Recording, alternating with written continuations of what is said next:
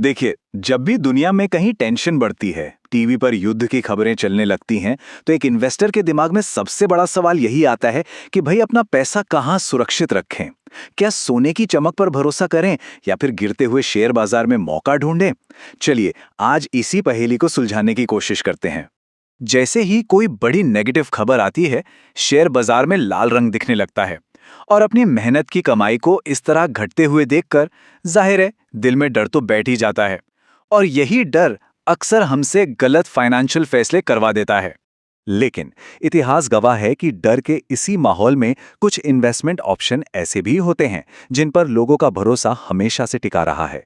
और यही भरोसा है जो मुश्किल वक्त में बाजार की दिशा तय करता है। तो आज का सबसे बड़ा सवाल यही है कि युद्ध जैसे मुश्किल और अनिश्चित समय में किसी का पैसा सबसे ज्यादा महफूज कहाँ है? आइए इसका जवाब ढूंढते हैं। तो सबसे पहले बात करते हैं उस पीली धातु की, जिसे हजारों सालों से सुरक्षा का दूसरा नाम माना जाता रहा है। जी हाँ, सोना।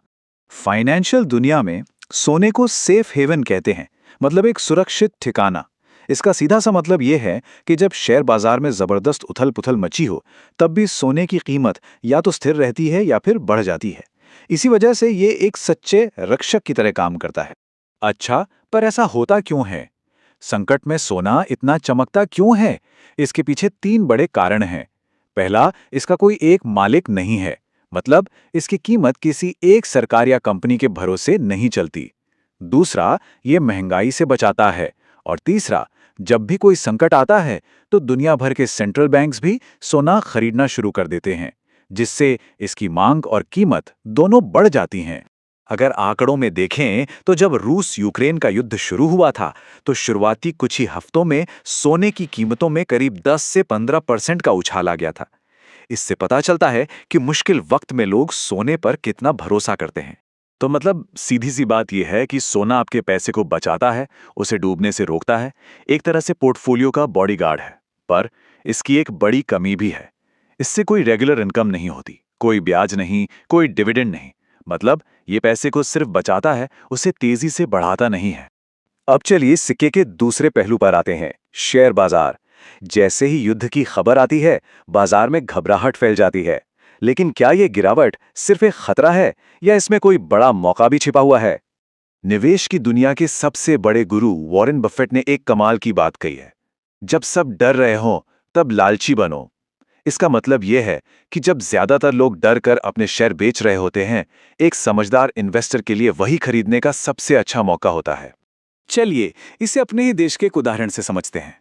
1999 का कारगिल युद्ध याद है? जब युद्ध शुरू हुआ तो सेंसेक्स में जबरदस्त घबराहट फैली और वो 10-12% तक गिर गया। लेकिन जैसे ही युद्ध विराम के संकेत मिले, बाजार ने इतनी तेजी से वापसी की कि साल के अंत तक लगभग 30 से 40% का शानदार रिटर्न दिया। इसे ही कहते हैं एक क्लासिक वी शेप रिकवरी। इसे ऐसे भी समझ सकते हैं, बाजार में आई गिरावट एक तरह की डिस्काउंट सेल जैसी होती है। सोचकर देखिए, रिलायंस या एचडीएफसी बैंक जैसी देश की सबसे बड़ी और मजबूत कंपनियों के शेयर आपको 30-40% की छूट पर खरीदने का मौका मिल रहा हो। लेकिन एक मिनट रुकिए, लालची बनने का मतलब आंख बंद करके पैसा लगाना नहीं है। दो बातें हमेशा याद रखनी है। पहली, उन कंपनियों से दूर रहें जिन पर उस युद्ध या संकट का सीधा बुरा असर पड़ रहा हो। और दूसरी, अगर अगले 6-12 महीनों में पैसों की जरूरत पड़ सकती है तो उस पैसे को बाजार में बिल्कुल न लगाएं। तो अब आते हैं सबसे बड़े सवाल पर, सोना बनाम स्टॉक। संकट के समय में आखिर कौन बेहतर है? चलिए दोनों को आमने सामने रखकर देखते हैं। ये टेबल सारी कहानी साफ कर देती है। अगर पहली प्राथमिकता सेफ्टी और स्टेबिलिटी है तो सोना ही विनर है, कोई शक नहीं।